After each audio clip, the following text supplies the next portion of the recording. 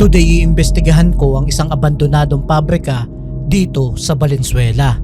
Ang abandoned 1986 Medicine Factory. Dito sa lugar na to, dito yung sinasabi na may nagpapakita daw ditong Black Lady. Yung isang camera namin doon, nag-unrecord din. And ito, sabay. Sleng! Ang lamig! Dinidiray nila yung battery natin. Hindi ko alam kung ano nangyari. Ito nag-stop. Ito din nag-stop. Ayun din nag-stop. Uy, gagi! Gusto ko lumilaw. Ay! Ay! Utangin na mo! Utangin na mo! Kaki, may naglalakad. Bibigat pakaramdam ko dito sa second floor. Paray na. Hindi pa.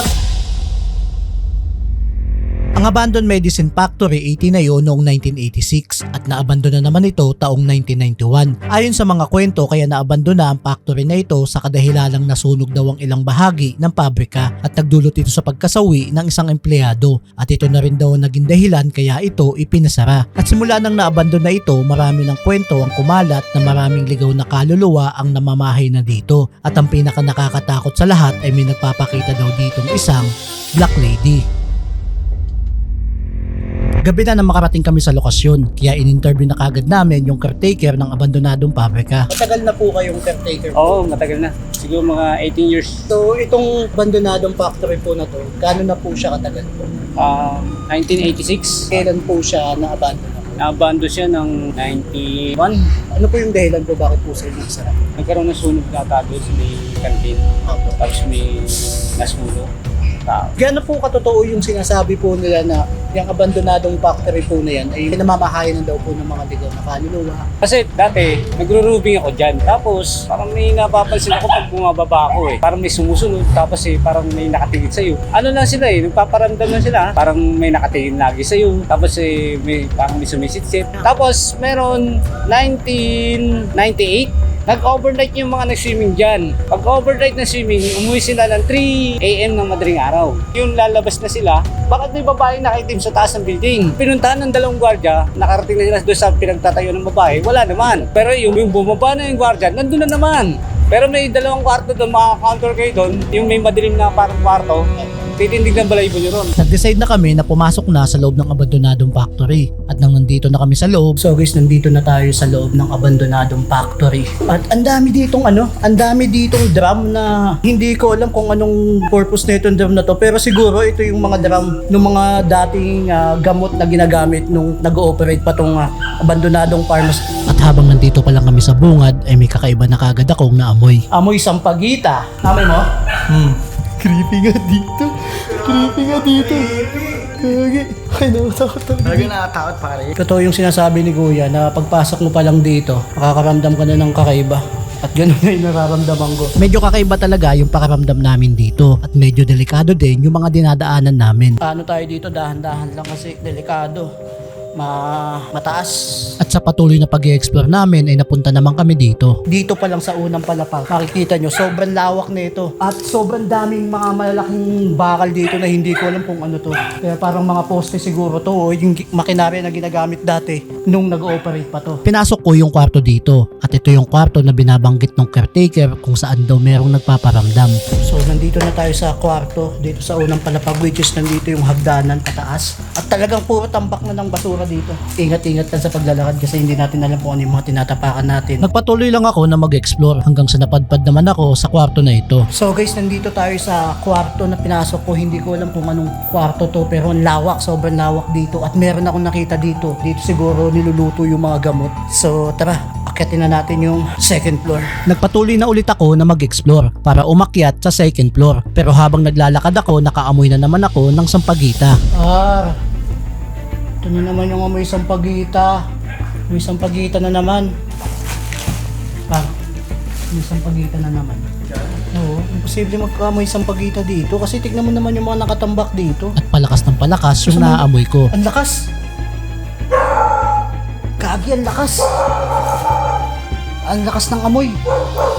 Nakakapagtaka talaga kung saan nanggagaling yung amoy ng sampagita. Kaya nag-decide ako na ilabas yung EMF na dala ko. So ngayon naisipan ko maglabas ng EMF dahil amoy sampagita dito sa loob na itong factory na to. At imposible naman magkaroon ng sampagita dito dahil itong factory na to, puro basura yung nasa loob. Kaya imposible magkaroon ng amoy sampagita dito. Kaya naglabas ako ng EMF. Tingnan natin kung may didikit ba sa atin or lalapit sa atin pag umilaw ito. So tara, akit na tayo sa second floor. Nagpatuloy na ako na maglakad para pumunta na sa second floor. Pero hindi pa ako nakakalayo, bigla akong nakaramdam ng malamig na hangin. Sleng! Ang lamig! Ang lamig oh! Hey! Totoo yung sinasabi ni Kuya. Sobrang init dito pero may dumadamping malamig na hangin. Oo, sabi ko kanina, di ba? Sobrang init dito. Sobrang init. Ayun oh, ito. Ang inang lamig, kakaiba yung lamig. Narinig mo? Narinig mo? At habang may narinig si Sling, bigla namang umilaw yung EMF na dala ko. Ay! Ay! Putang ina mo! Putang ina mo! Putang ina mo! Putang ina mo! Ay, gago! Tignan mo yung EMF! Nagwawala yung EMF! Sige po, iti. Kung may kasama kami dito, pwede bang lumayo muna po kayo sa amin? Mamaya po makikipag-usap kami sa inyo. At nang sinubukan ko makipag-usap, biglang tumigil sa pag-ilaw yung EMF. Nawala nung sinabi kong lumayo. At maya-maya lang bigla namang nalobat yung camera ko. Gagi, tingnan mo, nalobat kagad ako. Oh. Simula nung may dumikit dito sa EMF, nagwawala yung EMF, nalobat yung camera ko. Energy yan. Energy ball. Patay tayo nito. Medyo weird na talaga yung nangyayari sa amin dito sa unang palapag. Pero hindi na lang namin ito pinansin at nagpatuloy na kami na umakyat sa second floor. At pagdating ko dito, eto kaagad yung naramdaman ko. Pakaramdam ko dito sa second floor. Ang bigat. Ang bigat na lumalaki yung ulo ko. At sa patuloy na pag-i-explore namin dito sa second floor, bigla ulit na lobat yung camera ko. Kakapalit ko lang ng battery. Oh. Ayaw na. Lobat na kagad. Di ba sabi mo kanina nangihina ka? Oh. Hindi na ako sobrang bigat ng pakaramdam ko.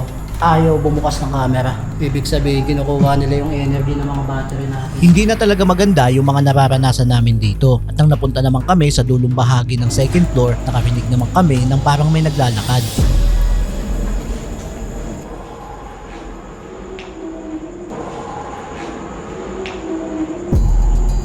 Kayo yun? Kayo yun? May naglalakad dito. Kaki, may naglalakad. At habang nire-review ko at ine-edit itong video, may nahagip na palang ghost orb yung camera ko. Pagmasdan nyo itong mabuti.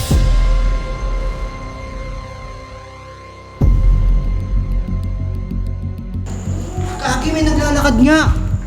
At maya-maya lang biglang ayaw mag-focus ng camera ko. Ayaw pa mag-focus ng camera ko. Nangyari? Ay mag-focus. At habang sinusubukan kong ayusin yung camera ko, ito na yung mga sumunod na nangyari. Ano? Pakinggan nyo itong mabuti. Ano? Ano? Ano? Kagi, putang ina ka! Doon nata sa babae? Hindi sa babae yun! Hindi na talaga maganda yung mga naririnig namin at nararanasan namin dito sa second floor. Kaya minabuti kong ilabas ulit yung EMF at makipag-usap kung may kasama ba kami dito na hindi namin nakikita. May kasama ba kami dito? Sige nga, kung may kasama kami dito, lumapit ka sa EMF namin. Pero makalipas ang ilang minuto, wala nagre-response sa amin kaya nag-decide na kami na umpisahan na ang investigation.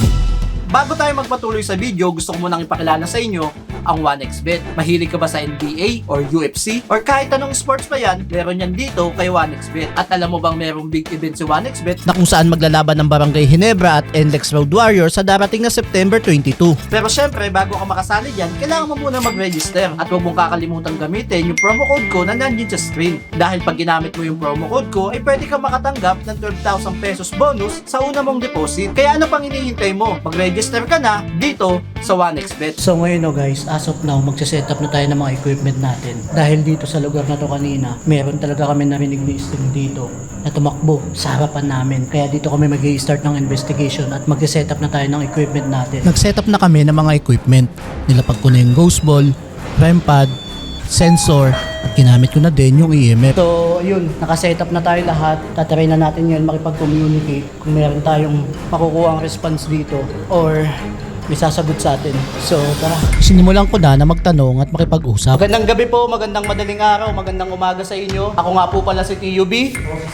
At yung isang kasama namin ay si Jeremy. Nandito po kami upang makakuha ng mga impormasyon kung may katotohanan ba yung mga sinasabi ng mga tao base sa mga kwento nila na may nagpaparamdam daw dito sa lugar na ito. Kung may katotohanan yun, may mga equipment kami dito, may mga REM pad kami dyan, may mga bola kami dyan, motion sensor. Ang gagawin nyo lang, dumaan lang kayo dyan or hawakan ninyo. Kapag tumunog yan, ibig sabihin yan, nandito kayo, may kasama kami dito. Pwede nyo po bang pailawin or galawin, patunugin yung mga equipment namin. And then meron ako ditong EMF, pwede kayong lumapit dito para malaman namin kung nandito kayo, kasama namin kayo. Pero makalipas ang ilang minuto, wala nag-respond sa mga equipment namin. As of now guys, ngayon, ang dami na tinanong ni OH pero wala pa rin kahit anong gumagalaw sa equipment ni OH Pero nang i-check ko yung ghost ball na iniwan namin sa kwarto, panay ang ilaw nito. Uy, gagi!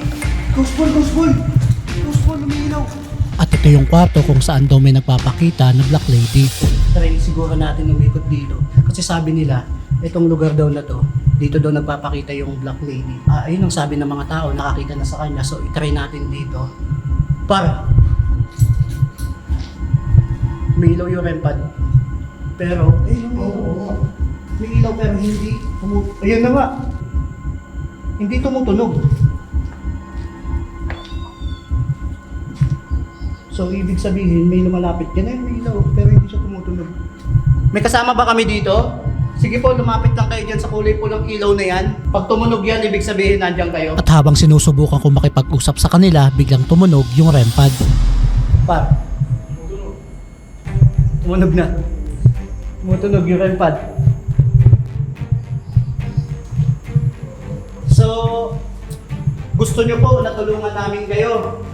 Gusto nyo na tumawid sa liwanag. Ayun po ba ang ibig nyo sabihin? Sige po, kung ayan po ang gusto po ninyo, patunogin nyo pa yung mag-ibang equipment namin. Meron kami ditong kulay puti na nasa hagdanan. Kapag dumaan kayo dyan, ilaw yan at tutunog. At yung mga bola po dyan, na tawag namin na ghost ball, kapag ginalaw nyo yan, iilaw yan, ibig sabihin nandito kayo. Lumapit po kayo dito sa EMF namin para malaman namin kung kasama namin kayo dito. Pero lumipas ang ilang minuto, wala na nag-respond sa amin. Kaya naisipan ko na gamitin na yung ghost tube. So, hindi sila sumasagot sa mga equipment natin.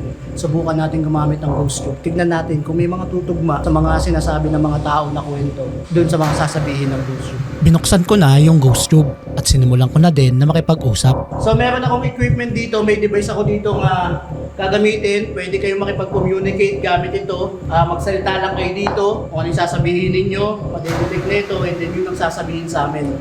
May kasama pa kami dito. At maya-maya lang, ito na kaagad yung sinabi niya. Bakit? Mahina? Bakit ka nandito mahina? Hindi kami mahina. Nandito nga kami para tulungan kayo eh. Nasaan ba kayo? Kung gusto nyo nang umalis dito, kung na-stuck na kayo sa lugar na to, tutulungan namin kayo. Pero lumipas ang ilang minuto, wala nang sumasagot sa amin. Kaya naisipan ko na ilipat yung REM pad at maya-maya lang, ito na yung sinabi niya. Dito? Saan? Nasaan ka? Nasaan ka? Sige nga, patulogin mo nga to. Nandito ka ba? Patulogin mo nga to kung nandito ka. Sige nga, nandito ka ba? Sabihin mo lang kung nasaan ka. Pwede kaming sumunod sa'yo para makausap ka. Pero wala na talagang sumasagot sa amin kaya nag-decide na ako na lumipat ng pwesto kung saan nagpapakita yung Black Lady. So ngayon, lumipat tayo ng pwesto kasi doon, wala tayong gaano nakukuha ng response. At dito sa lugar na to, dito yung sinasabi na may nagpapakita daw ditong Black Lady. Kaya dito tayo lumipat. Try natin kung may makukuha tayong sagot dito. Sinimulan ko na ulit na magtanong at makipag-usap. Totoo ba na dito sa lugar na ito, pinagpapakita daw na Black Lady? May espiritu ba dito sa kwarto na ito? Kung meron, pwede ba nga pailawin nyo, patulogin yung mga equipment namin, and then pailawin nyo itong EMF ko? Huwag kayong mag-alala kung ano mangyayari sa inyo kapag lumapit kayo dyan at Iba pang panig. So, ibig sabihin, sa kanan mo. Iba pang panig, ibig sabihin, hindi dito sa lugar na ito. Iba pang panig. So, possible dun nga sa baba. Dun yung may malakas talaga. Pero sabi niya sa kanan ko. Ano yung sa kanan ko? Sa kanan ko rin natin. nandito nga ako para malaman yung kwento kung totoo totoo nga ba talaga may nagpaparamdam dito. Kung totoo nga bang nandito kayo at gusto namin tumulong, kung na-stuck na kayo dito, gusto nyo umalis sa lugar na to, gusto namin kayong tulungan. Kung gusto nyo tulungan namin kayo, pailawin nyo, patulugin nyo yung mga equipment namin. Pwede po ba yun? Silid tulugan. Kwarto sa baba. Yun yun. Yung kwarto sa baba, office yun eh. So pwedeng ayun yung silid tulugan. So, dinadirect niya tayo dun sa baba talaga. Gusto mong pumunta kami dun sa baba? Ayun ba yung gusto mong sabihin? Maaring gusto nga nila na bumaba kami at doon ipagpatuloy ang investigation. Pero maya-maya lang bigla na lang kami nagulat sa mga nangyari.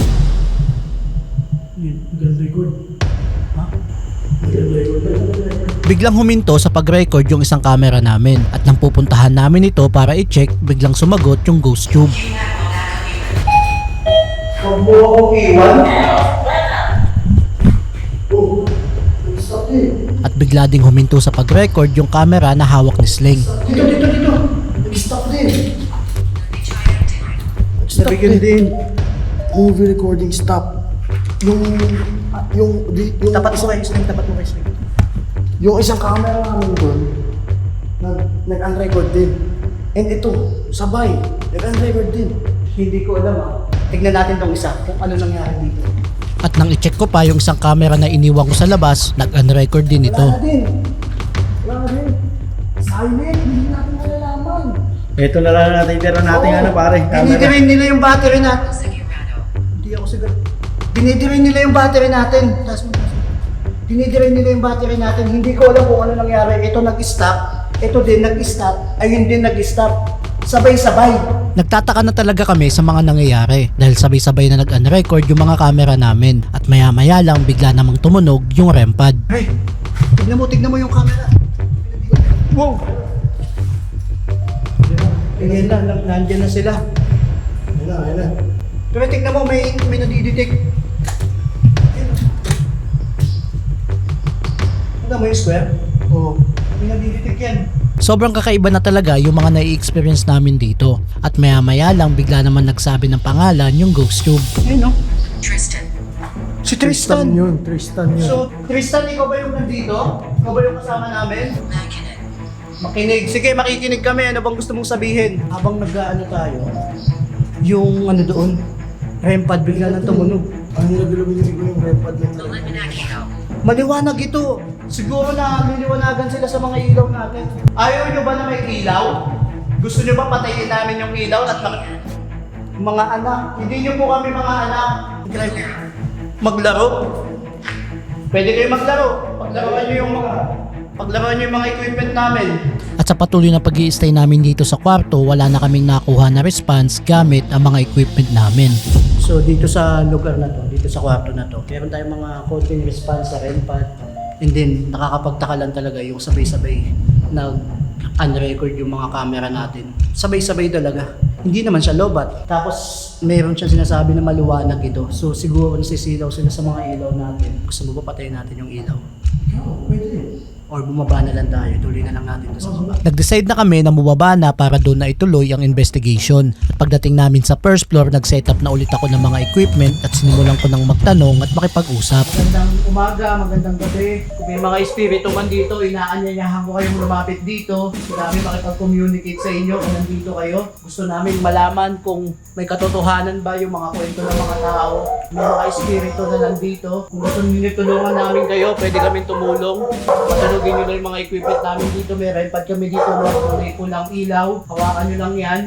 At tutunog yan. Malalaman namin na nandito kayo. May kasama kami dito. May kasama pa kami dito. Pero lumipas ang ilang minuto, wala nag-response sa amin kaya inilabas ko yung EMF. May device kaming gagamitin dito, pwede kayong magsalita gamit ito. Kung ano yung sasabihin ninyo, hindi nang sasabihin dito sa amin. Kung gusto ba kayong sabihin sa amin, nandito ba kayo? Kasama pa kami dito? Kung oo, lumapit kayo dito sa EMF ko.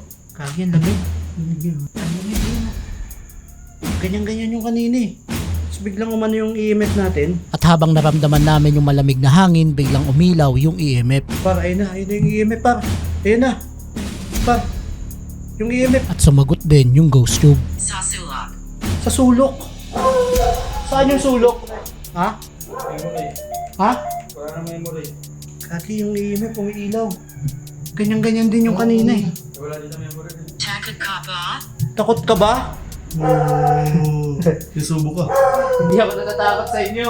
Baka kayong natatakot dito sa kasama ko. Takot ba kayo kay Sleng? Hindi kami natatakot sa inyo. At sa patuloy na pagtatanong ko at pakikipag-usap, talagang nag-respond sila sa mga sinasabi ko. Kung may kasama kami dito, sige nga lumapit ka ulit dito sa EMF namin. Pagmasdan nyo itong mabuti dahil hindi ko ikakat itong video na ito. Ayun. Kami naglakad sa likod. Naramdaman ako. Ay, may narinig ako. Kami naglakad na. So nag-respond sila sa EMF. Gusto mo bang tulungan ka namin? Anong pangalan mo? Nalunod? Camille. Saktong-sakto pagtanong ko anong pangalan mo, Camille ang sabi niya. So Camille, ikaw yung bata dito? Ikaw ba yung bata na paghala-gala dito? Kung ikaw yan, Camille, sige nga, lumapit ka dito sa EMF namin. Medyo accurate talaga yung sagot na binibigay ng GhostTube at nag-response din sila sa EMF na dala ko. Camille, ikaw ba yan? Nagpapailaw ng EMF? So, nandito talaga siya. Pero, nakakapagtaka lang talaga kasi sa EMF lang talaga sila nag-response. Pagdating naman sa REM pad, sa ibang equipment, hindi sila nag-response. Nakaka-amaze talaga yung mga nangyayari dahil sumasagot talaga sila sa EMF na dala ko at sa huling pagkakataon ay sinubukan ko pa na magtanong. Gusto nyo ba na ipagdasal namin kayo bago kami umalis dito para matulungan namin kayo para makaalis na kayo dito sa lugar na ito? Kung oo, pailawin yung itong equipment na to. At maya-maya lang, ito na yung nangyari. Yan. So, yun nga guys. So, dito sa lugar na to, may mga espiritu dito na sabi ng mga tao na nakakakita dito, nakakaramdam dito, lalo na yung caretaker dito daw sa lugar na ito, itong kwarto daw na ito, bago umakyat sa second floor, ay meron daw talaga dito. Hindi ko lang ma-confirm kung bata ba yun, or matanda, or ano, lalaki o babae. Pero based dito sa equipment natin, dito sila sumasagot sa EMF. And then tinanong natin kung gusto natin silang ipag-pray bago tayo umalis dito para alis na din sila sa lugar na to, baka na-stuck na sila dito. And then sumagot sila gamit yung EMF natin, nag-spike siya. So ayun na lang yung pinaka-best na magagawa natin para sa kanila kasi Makatulong tayo sa kanila. pwede natin silang tulungan sa pag-pray na kaalis na sila sa lugar na to. So siguro dito na natin ito tatapusin. Hihinto na natin tong investigation na to dahil sa tingin ko sapat naman na yung nakalap natin na ebidensya, na impormasyon na meron talaga dito. Marahil may mga espiritu talaga na naninirahan dito at sa pag-stay namin at pag-iimbestiga dito sa lugar na ito, ang tanging magagawa na lang namin ay ipagdasal ang mga kaluluwa na hindi matahimik sa lugar na ito.